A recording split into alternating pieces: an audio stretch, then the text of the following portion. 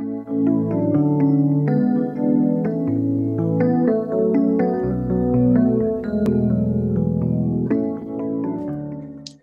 buenas tardes de nuevo. Agradecer a Roche Pacientes por organizar este tipo de eventos en el que podemos comunicarnos, hablar de algunos temas que sabemos interesan en relación a la enfermedad de Huntington. Soy Saúl Martínez, trabajo en la unidad de trastornos del movimiento del Hospital de Sant Pau en Barcelona, donde me dedico sobre todo a la enfermedad de Huntington. Ya estuvimos hace unas semanas hablando de aspectos cognitivos y conductuales de la enfermedad. Y hoy nos parecía interesante hablar de un tema complejo, para el cual hay muchos matices personales que tiene que ver con el proceso que acompaña, que sucede antes, durante, después del test genético que se puede realizar en la enfermedad de Huntington. Recibimos algunas preguntas y además he elaborado con ellas y con algunos aspectos que me parecen importantes tener en cuenta una breve presentación con la que intentaré dar mi impresión acerca de todo lo que tiene que ver con el procedimiento del test genético. Sabéis, recordaros que podéis hacer preguntas a través de la página web desde donde se está emitiendo esta charla, y recordaros además que se puede seguir en directo también por Twitter. Cuando yo termine la presentación, las compañeras de Roche me facilitarán preguntas que podáis haber estado haciendo y las voy a intentar responder lo mejor posible entonces, ¿de acuerdo? Antes de adentrarme en los aspectos más centrales de lo que tiene que ver con el test genético, siempre pienso que está bien contextualizar un poquito de una forma muy breve en relación a la enfermedad de Huntington, sobre todo para que quede muy claro algunos puntos que voy a nombrar en relación a la recepción de los resultados del test genético. Como todos sabéis, cuando hablamos de enfermedad de Huntington hablamos de una enfermedad que es neurodegenerativa, una enfermedad que suele presentarse alrededor de la media edad adulta, entre los 35 y 45 años, aunque sabéis, hay una gran variabilidad en este sentido. Hay formas que empiezan mucho más tarde, hay formas que empiezan muchísimo antes. Es una enfermedad minoritaria, eso significa que pocas personas la padecen, tiene también sus matices. 8, 10 por cada 100.000 personas van a tener la enfermedad de Huntington, pero eso es poco trascendente para las familias que la padecen porque eso no cambia absolutamente nada. Pero sí es importante tener en cuenta que es considerada una enfermedad minoritaria. Es una enfermedad genética y por eso hoy nos ocupa una parte importante. Es una enfermedad que la causa una mutación que la conocemos muy bien, y es una enfermedad que es hereditaria y que además sigue un patrón de herencia que se denomina autosómico dominante. Significa que cuando una persona es portadora de la mutación que causa la enfermedad, los descendientes de esta persona, todos ellos por igual, tienen un riesgo del 50% de haber heredado la mutación, y si heredan la mutación, significa que desarrollarán la enfermedad. Entonces, es importante tener en cuenta esto que habréis escuchado hablar muchas veces del número de repeticiones, una idea general de cómo funciona, qué significa. Las personas que no tenemos antecedentes familiares de Huntington, que no vamos a desarrollar la enfermedad de Huntington, en una parte del gen, digamos, se repite un número de letras, es un código, igual que como los ordenadores usan una serie de códigos para interpretar la información, pues la biología hace algo parecido y usa una secuencia de códigos en el genoma para producir una proteína, en este caso, una proteína que se llama huntingtina. Cuando no hay antecedentes de la enfermedad, todas las personas tienen un número de repeticiones menor a 26 repeticiones CAG, y cuando una persona tiene más de 39 repeticiones, es lo que se denomina que tiene una mutación en rango de penetrancia completa. Es una persona que inequívocamente en algún momento a lo largo de su vida desarrollará la enfermedad, y que esta persona además tiene un riesgo del 50% de transmitir la enfermedad, ¿no? a sus descendientes. Entre las 27 y 35 repeticiones se encuentran personas que denominamos en rango intermedio. Son personas que a priori no van a desarrollar, sin duda, no van a desarrollar la enfermedad, no van a tener síntomas de la enfermedad, aunque sí que existe cierto riesgo a que en sus descendientes hereden una expansión, hereden un número de repeticiones mayor y pudiesen incluso llegar a desarrollar la enfermedad. Y entre las 36 y las 39 repeticiones se considera que estamos en un rango de penetrancia incompleta o reducida. Son personas que generalmente, eventualmente, si desarrollan la enfermedad, la desarrollan de manera más tardía, cuando son más mayores y generalmente la desarrollan presentando síntomas más leves que los que estamos acostumbrados a ver en la forma típica de la enfermedad de Huntington. A pesar de ello, estas personas que tienen entre 36 y 39 repeticiones también tienen un riesgo, sus descendientes, del 50% de haber heredado un número mayor de repeticiones, pasar de las 39 o 38 que tenía el padre a 42 repeticiones y por tanto ya tener la mutación en un rango de penetrancia completa y desarrollar la enfermedad. Lo que sucede con la enfermedad, igual que con otras muchas enfermedades neurodegenerativas, es que por algún motivo, en este caso como consecuencia de la mutación, una proteína que todos tenemos en nuestro cuerpo de forma normal y que ejerce su función, esta proteína pierde su función normal y adquiere lo que llamamos una función tóxica. Es una proteína que se vuelve dañina por el mero hecho de tener la mutación. Y una de las consecuencias de este daño que causa la proteína es que va dañando determinadas células del sistema nervioso de manera progresiva, dando lugar pues, al fallo, a la disfunción neuronal y finalmente a la pérdida de determinadas poblaciones de neuronas, con lo cual emergen en algún momento pues, una serie de signos y de síntomas que son los característicos de la enfermedad y que a lo largo del tiempo irán progresando porque este daño que causa esta proteína, este gen, pues no lo podemos parar, de modo que como pasa con otras enfermedades progresivas, pues iremos viendo un empeoramiento progresivo. Desde el punto de vista clínico, sabéis que la enfermedad se caracteriza por siempre lo digo igual, una compleja constelación de síntomas motores, cognitivos y conductuales. No es cierto que la enfermedad sea solo una enfermedad del movimiento, es una enfermedad en la que se combinan muchos síntomas, que además algunos pacientes manifiestan más de unos que de otros. Hay pacientes que tienen formas pues, más conductuales, más psiquiátricas, hay pacientes que tienen mucho trastorno del movimiento. Y otra parte importante es que hay una cierta o una importante relación entre el tamaño, entre el número de repeticiones CAG que una persona tiene o que hereda y la edad de inicio y la severidad de la enfermedad. De este modo, así como decía que de media la edad suele debutar entre los 35 y 45 años de edad, eso sucede en personas que tienen, pues estas se mueven en un rango de repeticiones de las 40 a 49 repeticiones. Cuanto más repeticiones hay, antes debuta la enfermedad y más agresiva puede ser. Es por ello que las formas de inicio juvenil, que las podemos ver en adolescentes o incluso en niños, los vemos en casos en los que se ha heredado un número de repeticiones extraordinariamente alto, por encima de las 50-55 repeticiones.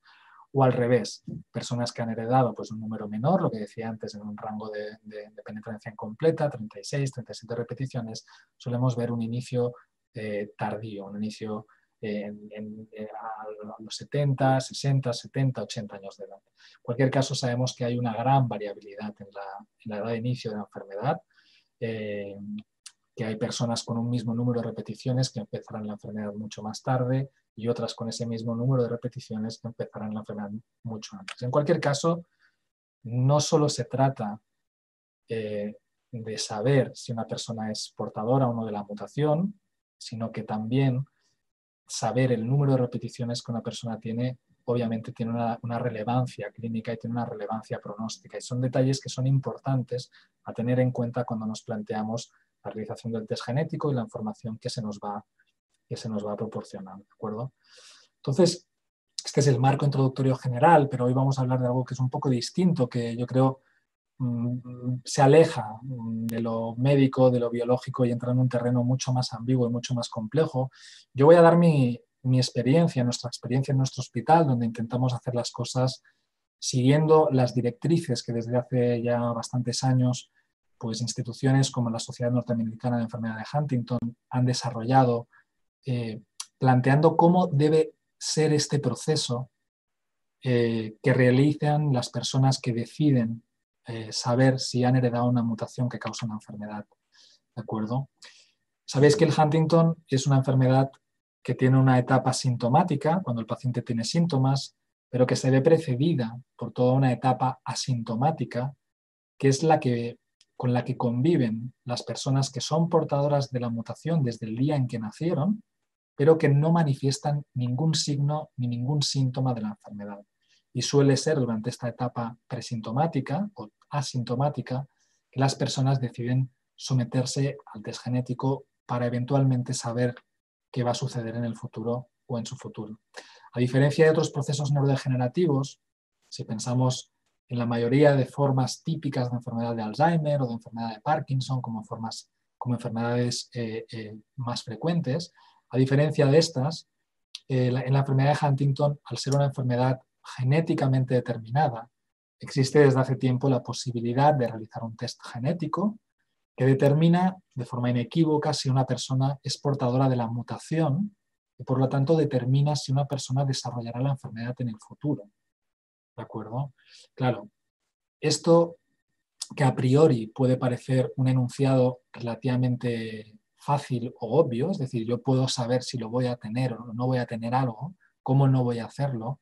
Esto obviamente tiene una serie de matices que todos los que habéis pasado por la experiencia o os estáis planteando la posibilidad de pasar por este proceso, sabéis que no es tan sencillo. Frente a la posibilidad de poder realizar el test genético, emergen dudas muy generales relativas a cuándo se debe hacer, cómo lo tengo que hacer, quién lo puede hacer o por qué debería hacerlo. Estos son grandes generalidades. A priori, la respuesta a estas cuestiones puede parecer muy fácil. ¿Cuándo lo hago? Cuanto antes. ¿Por qué lo hago? Para saberlo. Pero es importante, como iréis viendo, que la decisión se madure teniendo en cuenta otros elementos que son importantes para hacer frente al proceso del test genético. Hay dos elementos críticos aquí.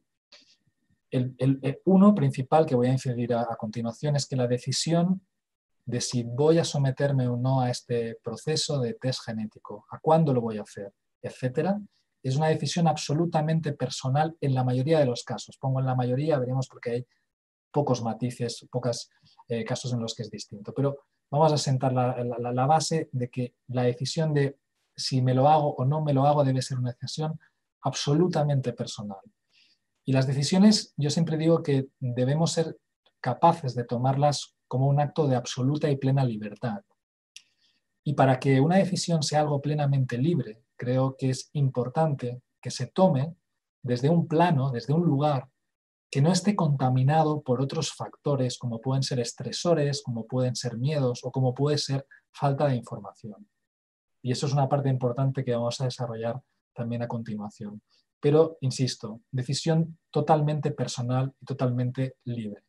Y luego que es importante madurar y elaborar, y obviamente lo sabéis, pero por eso existe este proceso, es que los resultados que derivan del test genético predictivo para la enfermedad de Huntington son resultados que tienen implicaciones que van y que pueden ir mucho más allá de lo estrictamente médico. Es decir, son resultados que van a afectar en mayor o menor medida aspectos que no tienen necesariamente que ver con lo estrictamente médico, con la enfermedad, sino que tienen que ver con la vida de una persona, con su sentido existencial, con la forma en que afronta una relación, etc. Entonces, todos estos elementos son elementos centrales que es de vital importancia que se tengan en cuenta cuando hablamos del proceso de consejo genético, de test genético predictivo para una enfermedad como la enfermedad de Huntington y como debería ser también para otras enfermedades. Teniendo en cuenta esto y con un poco las preguntas que vi que iban surgiendo y cosas que yo he ido pensando, he elaborado pues, una serie de puntos que intentaré desarrollar. Pienso que el desarrollo de muchos de estos puntos va a resolver algunas de las preguntas más generales. Sin duda me voy a dejar cosas y sin duda va a haber casos personales o particulares que yo no voy a estar teniendo en cuenta, esto lo podemos hablar después, pero un poco voy a tocar elementos generales que consideramos son imprescindibles cuando hablamos de este proceso. El protocolo del test predictivo, ¿no? Aquí hablamos de un protocolo. Esto no es una prueba, esto no es un análisis de sangre para mirar si alguien tiene el colesterol alto o bajo. ¿De acuerdo? El procedimiento, técnicamente, digamos, es el mismo. Vas a un hospital, te sacan sangre, se analiza y van unos resultados. Pero nunca vamos a hacerlo o nunca debería hacerse como si estuviésemos haciendo una analítica rutinaria. ¿Por qué? Por las implicaciones que todos podemos llegar a entender, pueden tener los resultados que les vamos a dar.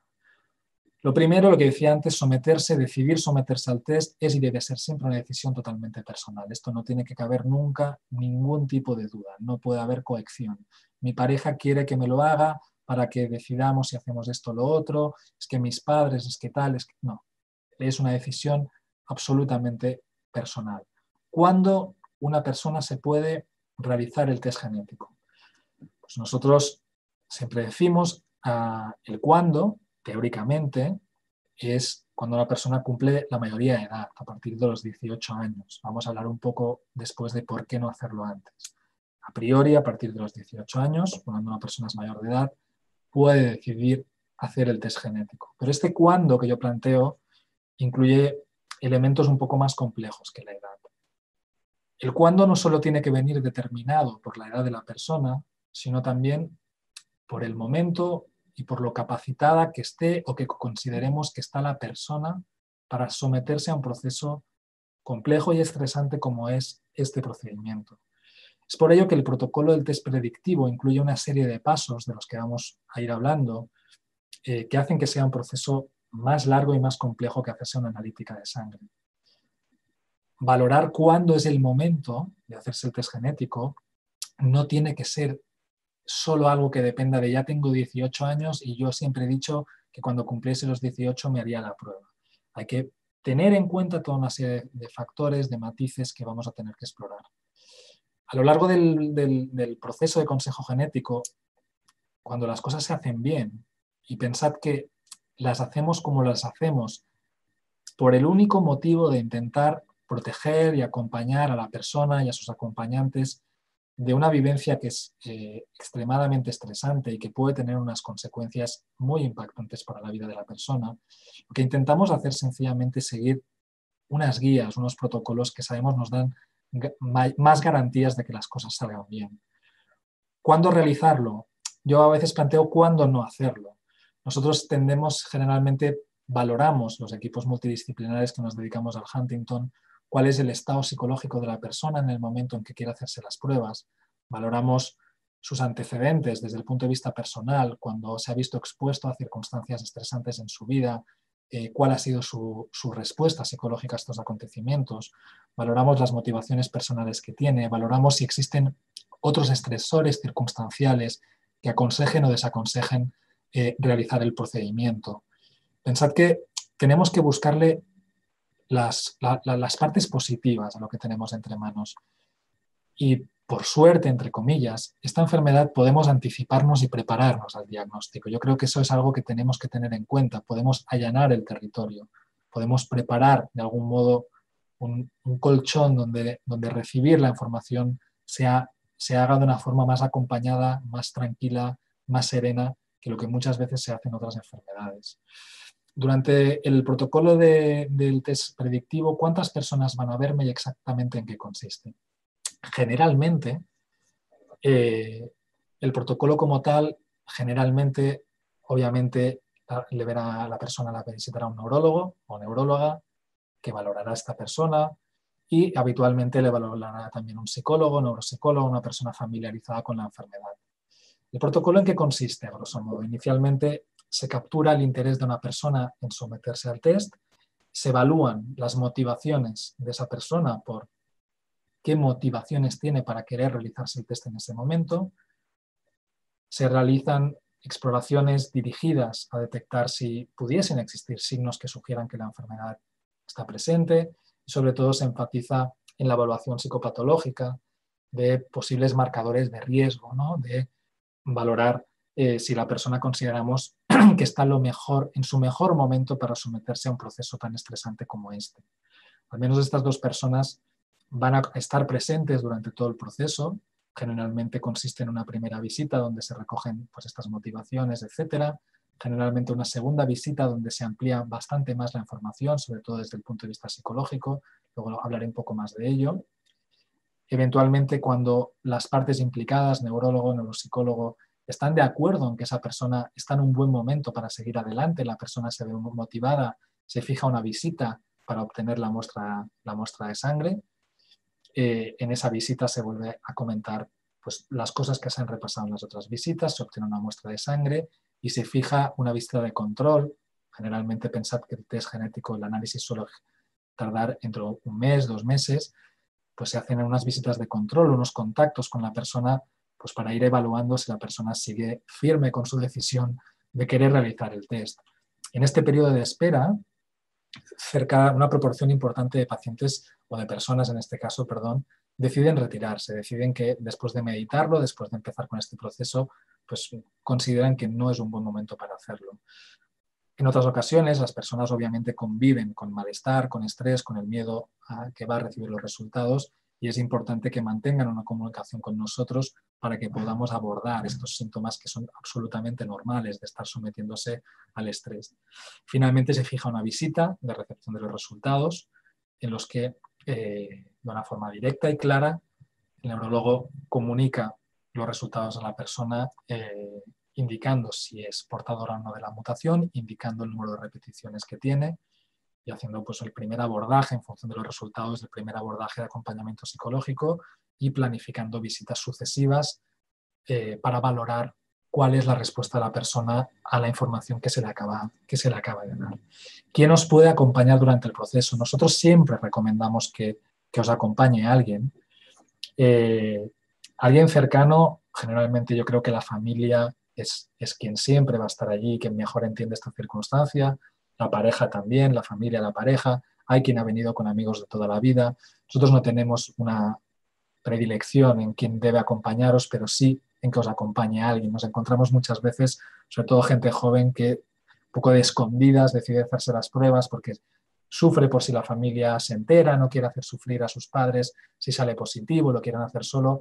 Eso es algo que desaconsejamos absolutamente y al contrario, la experiencia nos dice que permitir que os acompañe alguien durante este proceso resulta psicológicamente muy reconfortante en todos los sentidos, durante el proceso y a posteriori. ¿Por qué es un proceso tan largo? ¿Por qué esto no es sacar una muestra de sangre y ya estamos? Pues por lo que estaba un poco intentando argumentar, porque nosotros necesitamos convencernos y convenceros y tener una seguridad de que la decisión se ha tomado desde un acto de plena libertad, asumiendo todas las consecuencias que derivan de la información que vamos a dar, y también porque pensamos que es importante acompañar al paciente, dar un margen de preparación, dar un margen de adaptación a este proceso que es estresante. Esto no sería razonable llegar al hospital con antecedentes de Huntington, con el estrés evidente, el miedo evidente que una persona que ha vivido con la enfermedad en la familia pueda tener. No sería razonable sacarle una muestra de sangre y pasado mañana llamarla por teléfono y decirle, pues mire, usted sí ha heredado la enfermedad, nos vemos dentro de un año.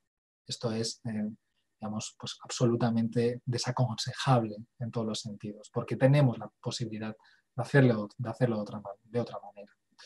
Entonces, en muchas ocasiones surge la pregunta de que muchos padres tienen miedo de que sus hijos hayan heredado la enfermedad y se plantean algo que es muy evidente que se planteen, y es si les pueden hacer el test, porque a veces, además, en ocasiones, pues les ven conductas que les hacen sospechar, o va mal en el cole, o es muy irritable, etc.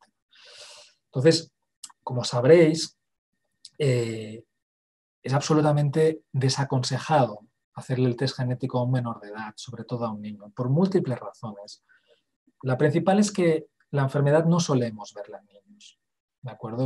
Es algo muy extraño. La forma en que se manifiesta el Huntington en niños, tened en cuenta que es muy probable que vuestro neurólogo, el que os ha ido siguiendo, se dé cuenta de si un menor tiene la enfermedad. Por el mero, si me lo permitís, capricho de aliviar la ansiedad de los padres, de querer saber si el hijo tiene o no tiene, eso es una trampa mortal en todos los sentidos, porque lo que realmente estamos buscando es confirmar que no lo tienen. Y lo que nos podemos encontrar es que tienen la mutación, no la enfermedad. La enfermedad es algo que sucederá al cabo de muchísimos años. Entonces, vamos a pensar razonablemente cuál va a ser el impacto sobre la crianza, sobre las preocupaciones, sobre el todo, cuando un padre sabe que su hijo de 8 años, que merece la vida de un niño de 8 años completamente normal, tenga o no tenga una mutación, ¿cómo va a afrontar ese padre o esa madre la vida o los cuidados de su hijo? Es incuestionable que sin querer va a cambiar. Entonces, sabiendo que es una enfermedad que no se va a desarrollar hasta mucho tiempo teniendo en cuenta que a lo largo de la vida de una persona pueden suceder muchas otras cosas además del Huntington, teniendo en cuenta que no cuidamos a los hijos pensando en si a los 50 años tendrán un infarto de miocardio, para nada resulta aconsejable someter a los niños al test genético. Por otro lado, como hemos dicho, la prueba es una decisión totalmente personal y un niño no ha podido decidir si él quiere saber si tiene la enfermedad. El padre podría decir, no, yo lo sé, pero no se lo digo. Sí, pero esto es ya no solo legalmente tiene sus matices, pero es éticamente muy, muy cuestionable. Entonces, la mejor manera de hacer frente a las dudas que tienen los padres sobre la posibilidad de que sus hijos tengan la enfermedad es consultando con el neurólogo, hablando de qué motivos les han hecho pensar esto, etcétera, porque en la mayoría de los casos lo que tenemos es un niño con síntomas de cosas que pueden tener muchos niños y no de una enfermedad de Huntington, ¿de acuerdo? Y por otro lado, algunas consideraciones relativas al protocolo cuando tenemos el test confirmatorio. El test confirmatorio, cuando hablamos de test predictivo, hablamos de someter a una persona que no tiene ningún síntoma a una prueba que nos va a decir si tiene una mutación que dentro de 10, 20, 30, 40 años dará lugar a una enfermedad. El test confirmatorio es cuando a una persona que tiene síntomas de una enfermedad que se parece al Huntington, se le hace el test genético para confirmar que tiene el Huntington.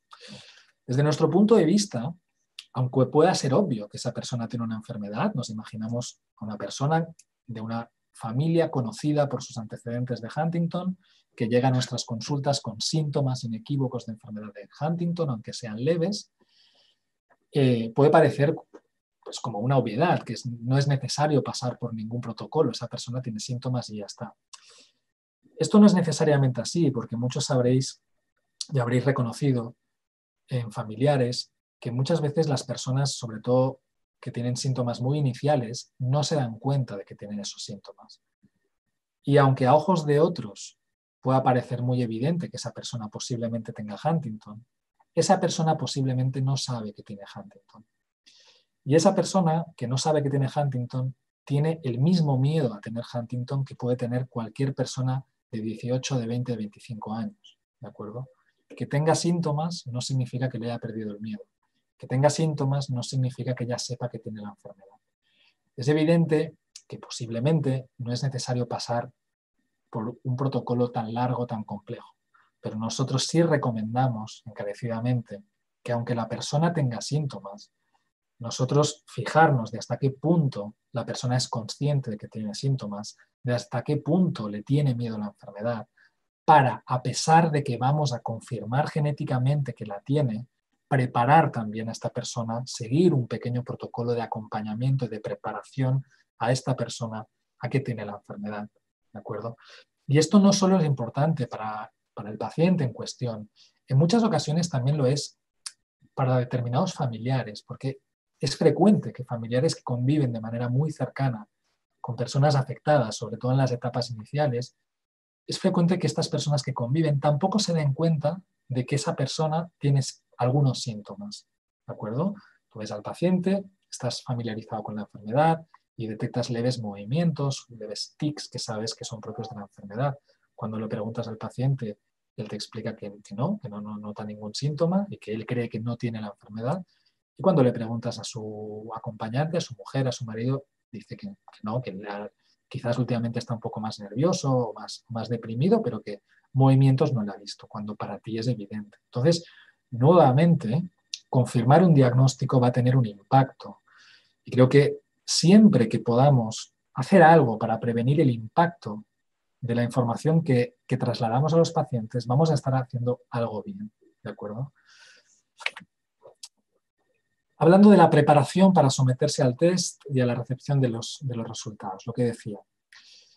El protocolo va a constar de una serie de partes, una que para nosotros es fundamental, es la evaluación, tener en cuenta aspectos psicológicos antes, durante y después del proceso. Cuando la persona manifiesta su interés en realizarse la prueba, lo que decíamos antes, uno de los pilares es evaluar el estado psicológico de la persona. Os pongo un ejemplo. Una persona que ha fallecido recientemente un familiar cercano, su padre, de enfermedad de Huntington, y esa persona viene afectado por la pérdida, enfadado por la pérdida, con renaciendo los miedos de la enfermedad porque ha fallecido su padre y pidiendo que quiera hacerse la prueba porque no aguanta más con esto. Claro, psicológicamente es un momento complejo, acaba de perder a un familiar, es normal que tenga toda esta preocupación, esta ansiedad, esta necesidad de saberlo, pero no es el momento adecuado para iniciar otro proceso sumamente estresante. ¿De acuerdo? Es evidente que si exploras a esa persona en ese momento, no está lo suficientemente bien como para volver a enfrentarla con algo tan estresante. Eso significa que no te dejamos hacer el test. Me han dicho los médicos que no me puedo hacer el test, no. Esto significa que vamos a buscar la forma de mejorar tu estado para que te puedas hacer la prueba. Cuando nosotros decidimos, de algún modo, o recomendamos que es mejor no hacer la prueba, no estamos prohibiendo nada, ni estamos diciendo que no se puede hacer. Lo que estamos es diciendo, mira, no lo vamos a hacer ahora. Vamos primero a tratar este problema, esta ansiedad, este malestar, este gran estrés. Vamos a esperar un poco y entonces lo vamos a hacer, ¿de acuerdo? Durante el proceso, es decir, desde el momento en que la persona decide someterse a la prueba y mientras está esperando los resultados, es un momento sumamente estresante. Hay muchos estudios que enfatizan en el enorme estrés que sucede durante el periodo eminentemente previo a la recepción de los resultados. Y ese es un momento que es importante que hayamos podido conocer a la persona para acompañarla, para que exista un vínculo de confianza con la que dar apoyo y sobre todo para que esas personas que han decidido acompañarla en el proceso estén ahí también para ayudarla, ¿de acuerdo? Es humano y es normal, no pretendemos que este proceso suceda sin ningún tipo de estrés ni ningún tipo de miedo, para nada. Lo que intentamos es que la experiencia no sea, digamos, dramática desde el punto de vista del estrés, que sea algo que se pueda sobrellevar, asumiendo que es un proceso estresante. Y por supuesto, después de la recepción de los resultados, y yo me atrevo a decir tanto si los resultados son positivos como negativos, sobre todo si es positivo el resultado, obviamente hay un acompañamiento a los aspectos psicológicos que incuestionablemente derivan de que a alguien le comuniquen que efectivamente ha heredado la mutación. El protocolo, lo mínimo que tiene que considerar, que tiene que contemplar es esto. Para mí, cualquier planteamiento de realizar el test genético sin tener en cuenta estos pasos es totalmente desaconsejable. Si estoy embarazada, me puedo realizar el test genético, se puede hacer, pero estamos en un escenario nuevamente complejo. Ahí es donde hay que evaluar muy bien las motivaciones que hay detrás de querer realizarse el test estando embarazada. Claro, ¿por qué lo quieres saber? Porque si portas la mutación vas a interrumpir el embarazo. Es una posibilidad, pero tenemos que hablar de esto, tenemos que hablar de qué otras opciones existen. El miedo es para tu propia persona, el miedo es para habérselo transmitido al feto. Esto requiere de una evaluación muy, digamos, específica de cada caso de cuáles son las motivaciones. No es por nada de esto, lo quiero saber yo para mí. Lo tenga o no lo tenga, voy a seguir el embarazo adelante. Entonces, no es un buen momento realmente. Poderse hacer, se puede hacer, pero no vamos a recomendar someter a una mujer embarazada al tremendo estrés que supone hacerse el test genético. Nosotros nos hemos encontrado con en varias ocasiones. Seguimos con el embarazo, disfrutamos de los primeros momentos y volvemos a retomar el tema de hacer el test o no pasado un tiempo después del embarazo, donde a veces la persona ya ha perdido el interés en el test y si no, lo puede retomar, pero desde otro plano, que es distinto el de estar embarazado o no. Durante la preparación para someterse al test, otro elemento que para mí considero que es fundamental es la elaboración de las motivaciones principales y el hacer un trabajo acerca del sentido existencial que deriva de los resultados. Esto suena un poco complejo, un poco filosófico, pero yo creo que lo es. Elaborar las motivaciones principales más allá de lo obvio. Es decir, lo normal es cuando a una persona le preguntas por qué quiere saber el test, es que te diga porque necesito saberlo, porque tengo miedo, etc. Esos son motivos, obviamente. Pero tenemos que encontrar la manera de construir un escenario desde donde las motivaciones vayan un poco más allá de todo esto. Obviamente esto siempre va a ser la motivación central, que yo no me venga con películas.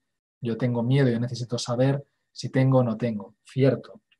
Pero es importante que durante este proceso se ayude a elaborar otras motivaciones y que de ellas, de alguna forma, podamos construir conjuntamente cuál va a ser el sentido de saber que tengo o no tengo la enfermedad. Es decir, esto parece nuevamente que tenga que ser como muy obvio, ¿no? Yo pues la tengo, no. Pero, ¿qué sentido, qué utilidad va a tener para la persona saber que tiene la enfermedad? Y esa pregunta yo creo que no es nada sencilla y yo me siento incapaz de responderla en realidad, porque siempre lo digo, me encuentro al otro lado de la mesa, pero pienso que es fundamental elaborarla. Creo que tenemos que ser capaces de encontrarle la parte negativa, ya la conocemos. Tenemos que ser capaces de encontrarle aspectos positivos, aspectos que aporten algo a nuestra existencia en cuanto al hecho de saber que tengo una mutación genética que dará lugar al Huntington. Si conseguimos construir este escenario, donde obviamente cohabita el miedo, la ansiedad, la angustia, con el darle una utilidad y un cierto sentido, incluso positivo, a poder desvelar algo acerca de tu futuro, esta construcción yo creo que es extremadamente positiva para seguir adelante con el procedimiento, con el proceso del test, de realizarse el test genético. Como motivaciones típicas, pues nos encontramos muchas veces las ganas de ser padres o madres, y esa es una motivación incuestionable. Tomar determinadas decisiones relativas a mi maternidad, en función de si tengo o no tengo la mutación, hacer las cosas de una determinada manera, o sencillamente ya no plantearme ser madre, porque decidí que si yo tenía la enfermedad no quería que mis hijos viviesen con la experiencia de una persona enferma en casa. Es muy habitual que las personas sientan como motivación principal acabar con la incertidumbre. Yo siempre digo una frase que me dijo una vez una persona que lo define muy bien. Yo no sé si voy a ser capaz de vivir con esto, pero sé que no soy capaz de vivir sin saberlo. Esto yo creo que es un motivo por donde todos os podéis encontrar en algún momento, y es un motivo real. Hay un motivo también central que es el miedo. Y esa es una motivación que hay que trabajarla, porque detrás del miedo lo que uno busca muchas veces es la seguridad, es que te digan que no lo tienes. Y aquí, claro, el escenario es distinto, porque detrás del miedo nos podemos encontrar con que el resultado no sea bueno. ¿Y entonces qué? Por eso, no solo estas motivaciones son las que nos deben, digamos, asentar los motivos que nos llevan a tomar esta decisión. Y otras motivaciones relativas a la planificación vital. Hay personas que de una forma muy elaborada te exponen que, bueno, que quieren saber sus resultados para decidir cómo afrontan determinados elementos de su vida, si hacen esto de esta manera o de otra manera, pues partiendo de que disponen de una información que el resto de mortales no disponemos. Yo no sé qué va a suceder el día de mañana con mi existencia, aunque es estadísticamente probable que me pase algo malo, como a la mayoría de personas del planeta. Sé que no va a ser una enfermedad de Huntington, pero pueden ser muchas otras cosas. Yo a día de hoy estoy viviendo mi vida como si no supiese que la probabilidad estadística de que me pase algo muy malo en algún momento es muy alta. Y podemos pensar que someterse al test genético, de algún modo, rompe con esta ilusión de que no me puede pasar nada malo y te da una oportunidad que, si la consigues controlar, es una oportunidad que es buena. Es una oportunidad de saber realmente, de tener conciencia de que sí que va a suceder. Esto sobre lo que el resto de humanos nos engañamos, de que aquí no va a pasar nada malo, pues soy consciente de que va a suceder y en base a ello voy a intentar vivir la vida de una determinada manera, tomar una serie de decisiones de una determinada manera. Y eso es lo que buscamos con este proceso. ¿Cómo se deben recibir los resultados? En persona, siempre. Siguiendo este protocolo que os he dicho, fijando una cita con eventualmente el neurólogo, si es posible con todas las personas implicadas durante el proceso, si está el psicólogo o neuropsicólogo presente, con aquellas personas o persona que te ha acompañado durante este proceso, y así es como se deben recibir los resultados. Jamás por teléfono, jamás por un correo, jamás por un SMS, ¿de acuerdo? ¿Qué se comunica cuando damos los resultados? Cuando damos los resultados en un sobre o en un informe, tenemos el número de repeticiones que tiene esa persona, de modo que lo que comunicamos es si se es o no se es portador de la mutación, y comunicamos un poco dónde nos estamos moviendo. Es decir, a veces, aunque la persona es positiva, es decir, ha heredado la mutación, pues podemos transmitir una cierta tranquilidad porque ha heredado 39 repeticiones y eso nos da pues, mucho margen. En otras ocasiones pues, nos encontramos con que hay una carga genética importante y tenemos que transmitir esta información de decir, mira, pues la persona es positiva y ha heredado pues, este otro número de repeticiones. Aventurarnos en cuándo y cómo empezará la enfermedad, yo creo que es algo que no es necesario cuando estamos dando los resultados, tendremos tiempo para esto. Digamos que cuando comunicamos los resultados, yo suelo decir que es algo directo y frío, ¿no? Qué es lo que ha salido y dónde nos estamos moviendo. Obviamente, visitas con margen para resolver dudas y preguntas que hay en ese momento, aunque es evidente que en función de los resultados no es un momento en el que se vaya a elaborar mucho el discurso. ¿Qué implica cuando el resultado es positivo? Un resultado positivo implica que la persona ha heredado la mutación y que por lo tanto tendrá la enfermedad y que sus hijos o descendencia tienen un riesgo de haber heredado la mutación también.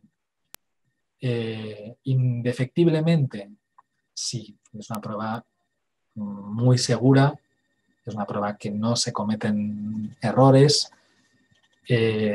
Muchos de los que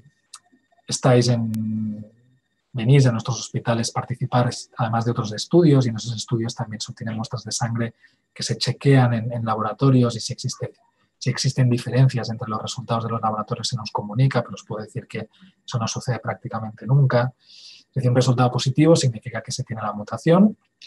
¿Siempre es malo un resultado positivo? Bueno, dentro de lo malo, pues nos podemos mover en un rango de repeticiones menor o mayor.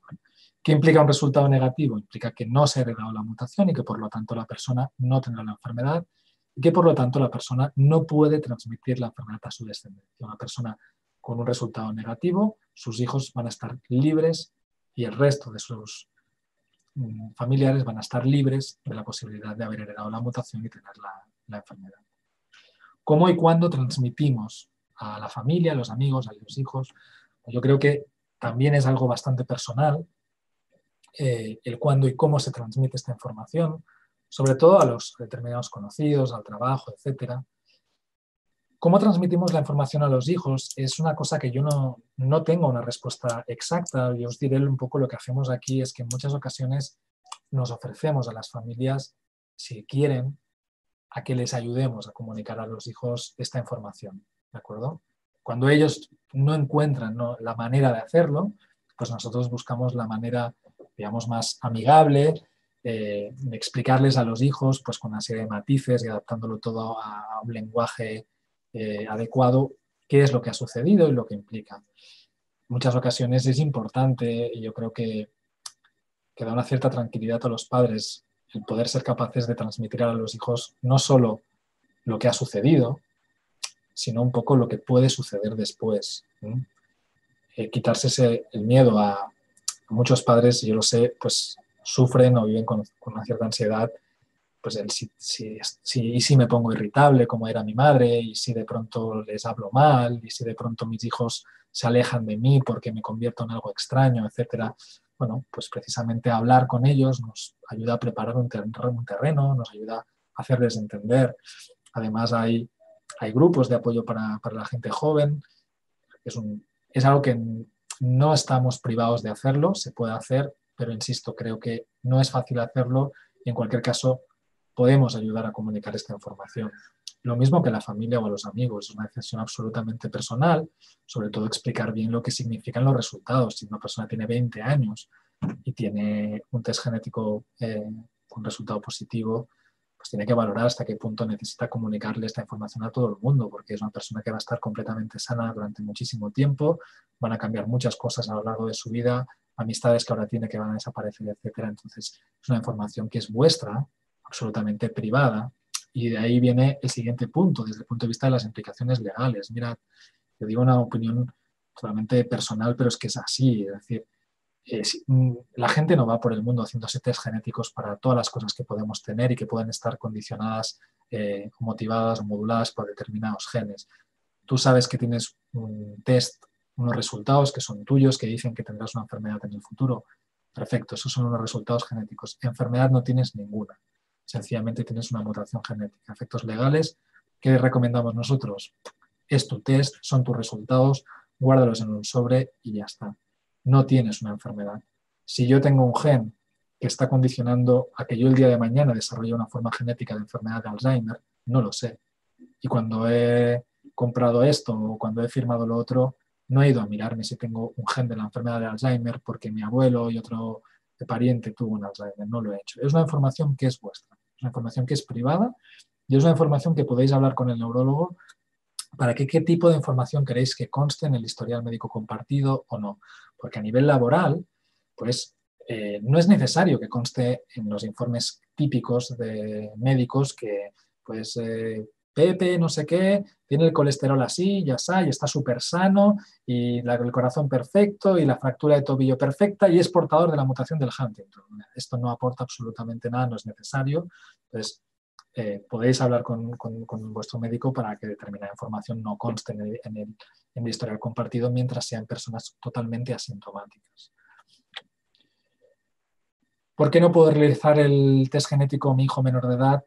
Es lo que os he explicado antes, porque ¿para qué voy a hacerlo?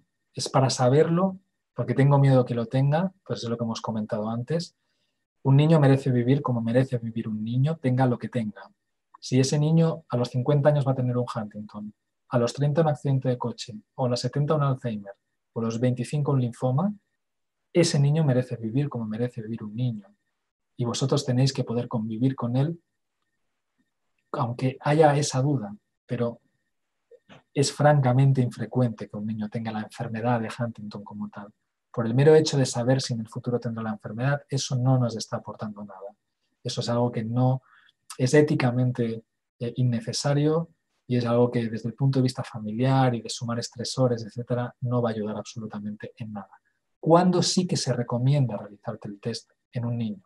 Eso os lo dirá el neurólogo. Eso se recomienda cuando, lamentablemente, en ocasiones, en niños o en personas muy jóvenes, emergen una serie de síntomas que son sugestivos de que esa persona, ese niño, tiene una forma infantil, una forma juvenil de la enfermedad de Huntington. Entonces el neurólogo sí que recomendará hacer la prueba genética para descartar otras causas y poder tratar. Cuando, digamos que por protocolo, y eso está en el boletín oficial del Estado en relación a los procedimientos de test genético en niños, cuando no existe la posibilidad de decidir, y en un niño no existe la posibilidad de decidir, el test genético se realiza cuando de los resultados deriven opciones terapéuticas que puedan mejorar la calidad de vida de la persona. Y en este caso, cuando un niño no tiene síntomas, no es así, no se cumple esto, no va a cambiar nada. Mientras que en el caso de un niño con síntomas que sugieren una enfermedad de Huntington, ahí sí, porque poder confirmar que es un Huntington o que no lo es, nos va a permitir desplegar estrategias terapéuticas para que la vida de esta persona afectada de la enfermedad, en este caso un niño, sea lo mejor. ¿Qué hago si alguien me recomienda o me piden que haga el test genético? Pues depende de los motivos. Yo esta frase la he puesto porque me he encontrado recientemente con esta situación. Nos hemos encontrado una persona que se querían someter a un proceso de in vitro para tener un hijo libre de la enfermedad. Ya habían tenido un hijo de forma tradicional hacía algún tiempo, es un niño pequeño, ese niño no saben si tiene o no la enfermedad, es normal, pero ahora que han descubierto que en la familia hay la enfermedad, pues quieren tener un hijo libre de la enfermedad.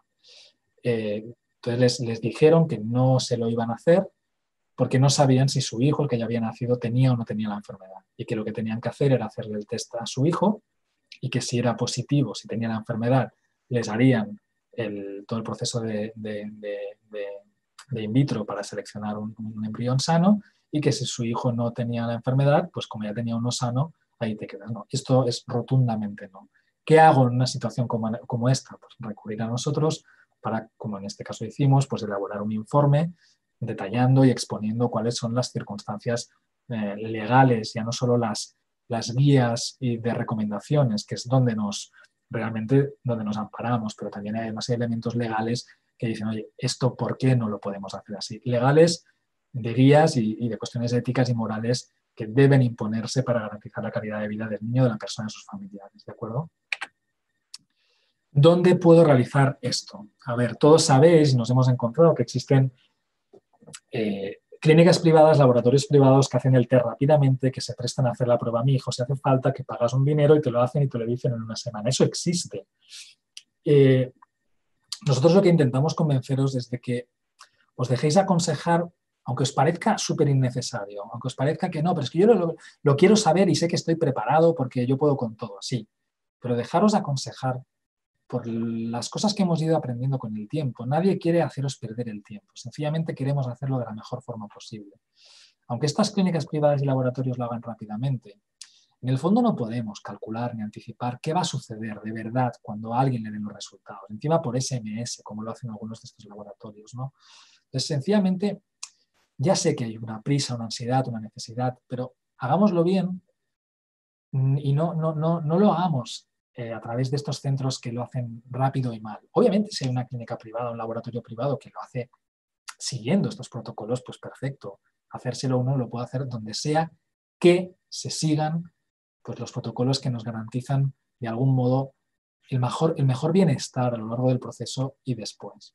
¿Cuáles son las ventajas de hacérmelo en un hospital o en un centro de referencia? Pues que si es un hospital o centro de referencia en Huntington o donde están familiarizados con la enfermedad de Huntington, es posible que existan equipos que están más familiarizados con este tipo de protocolos y que la persona se sienta muy acompañada. En mi experiencia, yo diría que de las peores experiencias que te cuentan personas que viven o conviven con la enfermedad está el haber sufrido el pasar por un proceso de test genético, de recibir los resultados mal hecho. Hay muchas cosas que no vamos a poder evitar en la historia de esta enfermedad, pero hay muchas otras que sí. Yo creo que es a día de hoy absolutamente innecesario hacer pasar por determinado sufrimiento o hacer las cosas de una determinada manera cuando lo podemos hacer distinto. Entonces, ¿dónde puedo acudir? ¿Dónde me lo hago? Porque yo vivo en este pueblo o en este otro. Claro, esta es una muy buena pregunta porque obviamente yo siempre digo que, claro, aquí en Barcelona pues estamos nosotros y estos hospitales, en Madrid está el Ramón y Cajal, Fundación Jiménez Díaz, bueno, tenemos en España muchos centros muy especializados. Yo siempre recomiendo ante la duda lo primero contactar con la Asociación Española. Ellos en muchas ocasiones pues nos derivan casos de esta persona que vive tal sitio, etcétera. Contactar con ellos y ellos os pueden recomendar en función de dónde sois, pues dónde podéis acudir. Pero insisto, siempre haciendo esta pausa de ya, pero es que tengo un laboratorio en el pueblo que me lo hacen, sí, pero vamos a dar un paso atrás y a prepararlo. También en la página de la Red Europea de Enfermedad de Huntington hay un apartado donde aparecen todos los centros en Europa donde se realizan, digamos que son centros de referencia, donde se estudia la enfermedad de Huntington y también es donde es recomendable que se pueda acudir. Esto sería, de algún modo, las generalidades de las que yo os quería hablar en relación al test. Y ahora lo que voy a hacer voy a poder ver algunas preguntas que me van pasando, que puedan tener que ver con este tema o con otros, y en la medida de lo posible, pues voy a intentar responder a las preguntas. Entonces, dejadme a ver si lo puedo ver.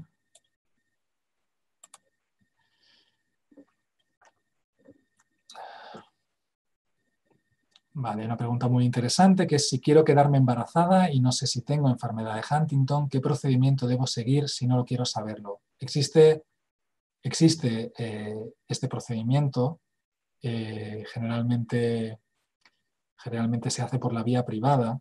El procedimiento se puede hacer, es decir, se seleccionan embriones sanos de una madre a riesgo y no se le va a comunicar a su madre que se han seleccionado embriones sanos. Es decir, la persona que realice el estudio genético de los embriones va a saber si la madre tiene o no la enfermedad, pero no se va a comunicar. Y esto es muy importante que se tenga en cuenta, porque cuando se estudian los embriones, cuando se estudian los óvulos de la madre, cuando se estudie todo, la persona va a saber si la madre no tiene la enfermedad, pero no se lo va a comunicar.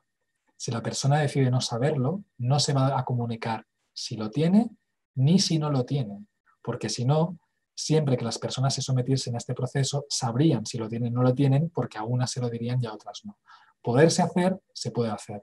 Se puede hacer mediante la reproducción asistida, el procedimiento en el que sencillamente no se desvela a la persona la enfermedad. Mi padre tiene 39 repeticiones TAG porque es un hombre. ¿Significa eso que si tengo enfermedad de Huntington voy a tener más de 39 CAG? Porque es un hombre, significa eso. Sabemos que en la vía de transmisión parental, de padre a hijo, de padre a hijos, o sea, padre a hija o a hijo, hay un cierto riesgo incrementado a que el número de repeticiones sea mayor.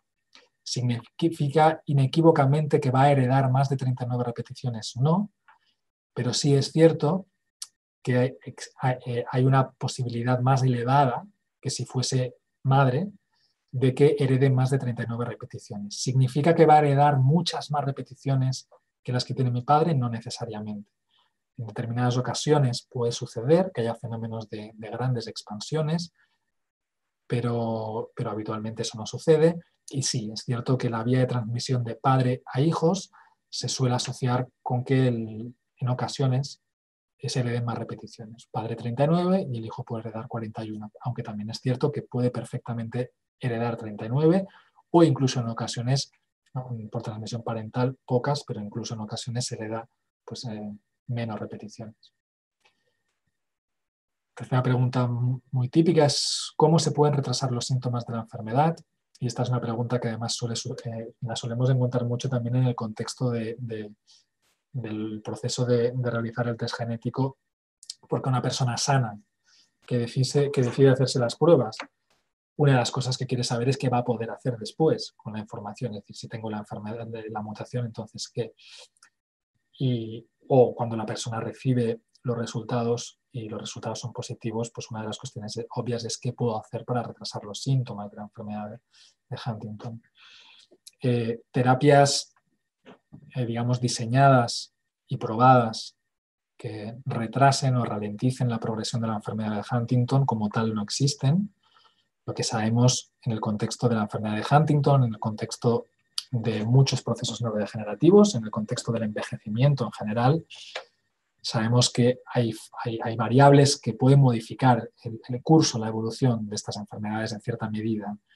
La dieta, la actividad física, el no abusar de sustancias ilícitas, tener una actividad cognitiva, mental, rica, socializarse, etcétera. Es decir, este tipo de elementos sabemos que ayudan en cierta medida a retrasar la evolución de los procesos degenerativos y del envejecimiento y por lo tanto de la enfermedad de Huntington como tal, ¿no? Pues mantenernos activos, mantenernos bien. Por eso es tan importante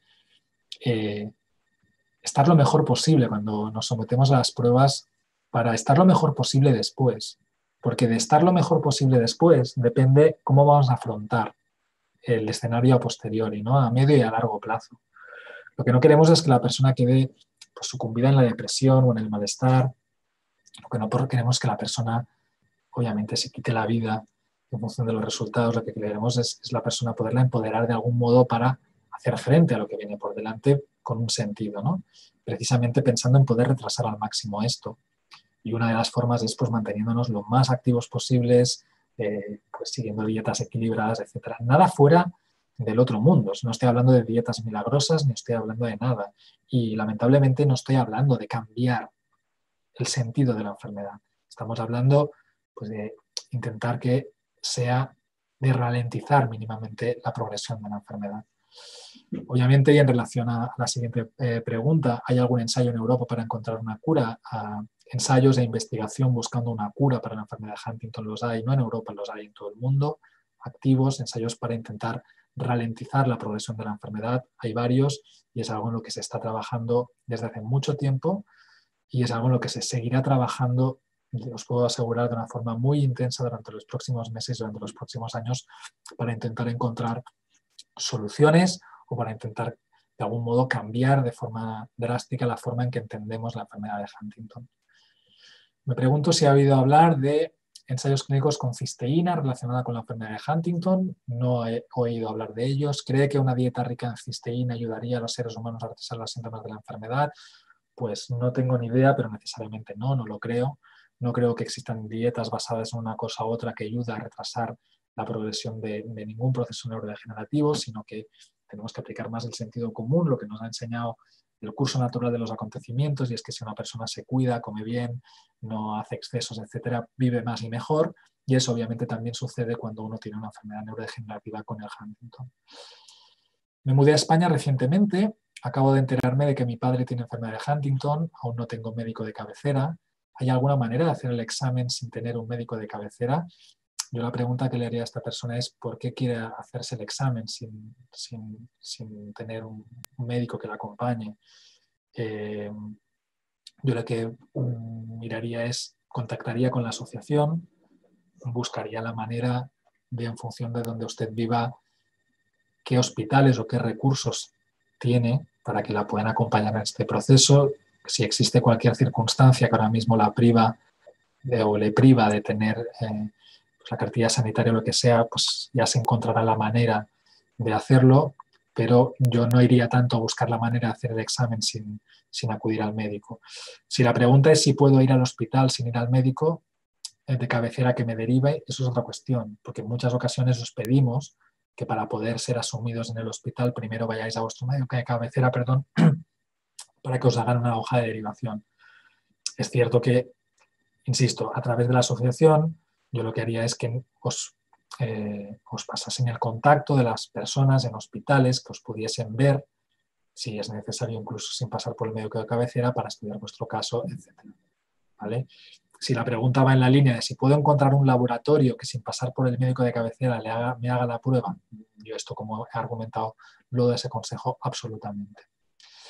Hola, la verdad es que me ha quedado bastante claro todo lo referente al proceso mediante el cual se hace el test y que sobre todo tiene sentido esperar. Ahora bien, ¿qué síntomas iniciales debería observar antes de contactar con algún especialista? ¿Síntomas físicos, mentales? ¿Cuántos son los típicos? Yo diría que uno para nada tiene que obsesionarse, y sé que es difícil, pero para nada tiene que obsesionarse en qué síntomas tiene que detectar para contactar con alguien. Nosotros recomendamos, cuando hay una historia familiar, personal de enfermedad de Huntington en la familia, pues que de una forma, en ausencia de síntomas, sencillamente pues para vincularse con las unidades, se contacte como persona a riesgo o como persona asintomática.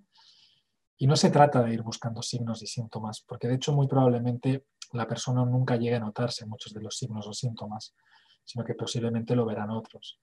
El motivo para ir al médico o a plantearse hacer la prueba no tiene que ser el que empiecen a aparecer síntomas. El motivo tiene que ser una decisión personal basada en darle un sentido al saber que tengo la mutación.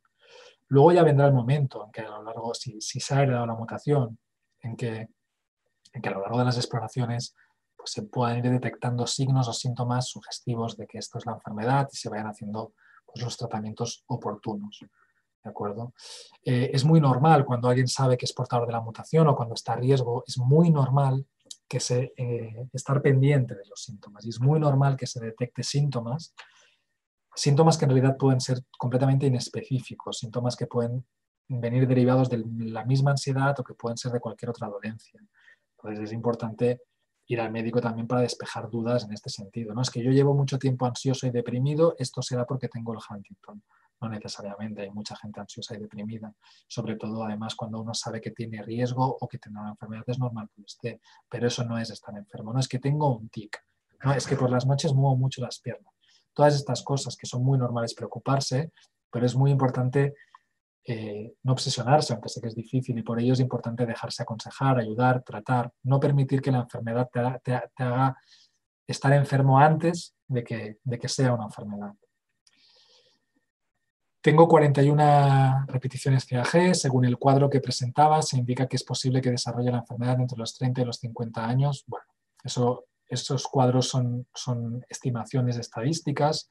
Hay una gran variabilidad, como he dicho antes, entre la edad, el número de repeticiones y la edad de inicio de la enfermedad en las personas. Hay oscilaciones de más o menos 20 años o incluso 30 años. Lo que viene a decir no significa que lo tenga que desarrollar entre los 30 y los 50 años. Aquí el dato importante es esa tabla y eso nos da información a que otros factores modulan la edad de inicio de la enfermedad de Huntington. Lo importante de esa tabla es que hay personas con 41 repeticiones que debutó la enfermedad a los 30, hay personas que debutó a los 50, como también hay personas seguramente que debutaron a los 60 y hay personas que debutaron a los 20. ¿De acuerdo? La mayoría de casos con 41 repeticiones pues probablemente debutarán sobre los finales de los 40-50, probablemente, pero eso no significa que vaya a ser así. Hay una gran variabilidad. ¿Qué explica esta gran variabilidad? Pues, entre otras cosas, variables modificadoras del curso de la enfermedad, que tienen relación a la pregunta anterior, que tienen que ver con el estilo de vida, con el nivel educativo, con la reserva cognitiva, con la dieta, con el estilo de vida en general. Me gustaría que en el próximo webinar hablara de la otra cara de la enfermedad, de nosotros los cuidadores que tenemos que vivir con esta maldita enfermedad y no sabemos cómo llevarlo.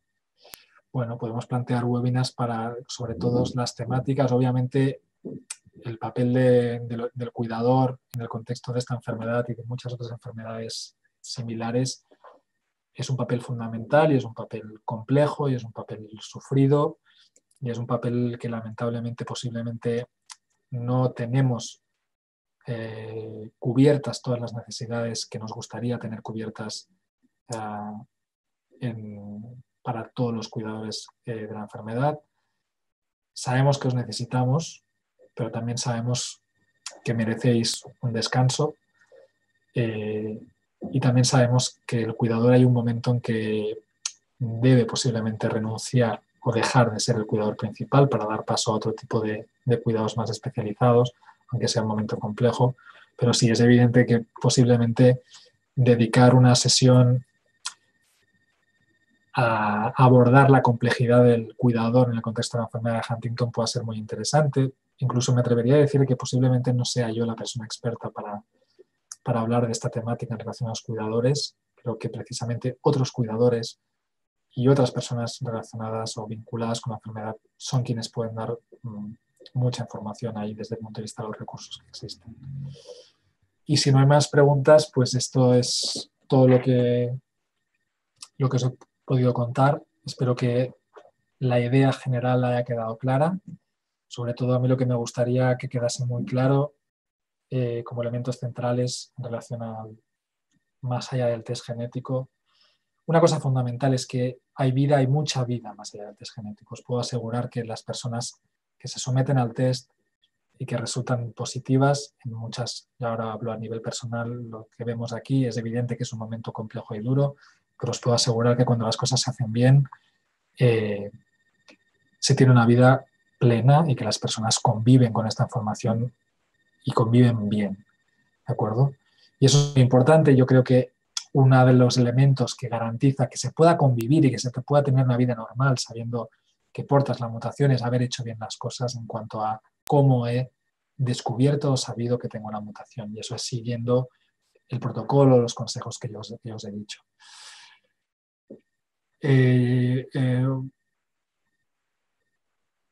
Hay otra pregunta y con esta terminaremos. Me he realizado la prueba para saber los resultados antes de quedarme embarazada y el resultado ha sido que tengo la enfermedad de Huntington, donde me puedo informar para realizar la fecundación in vitro. En principio, no sé desde dónde nos escribe, pero en principio en cualquier hospital de tercer nivel donde se suele atender a este tipo de enfermedades, los servicios de ginecología generalmente pues, cuentan con servicios dedicados a la fecundación in vitro. En cualquier caso, os remito a lo mismo que he dicho antes. Yo me dirigiría a la asociación, les expondría a la asociación española, les expondría de dónde es usted, dónde la han visitado y ellos posiblemente les puedan decir, pues mire, en su ciudad o cerca, el centro donde están haciendo esto, está el sitio. ¿De acuerdo? Y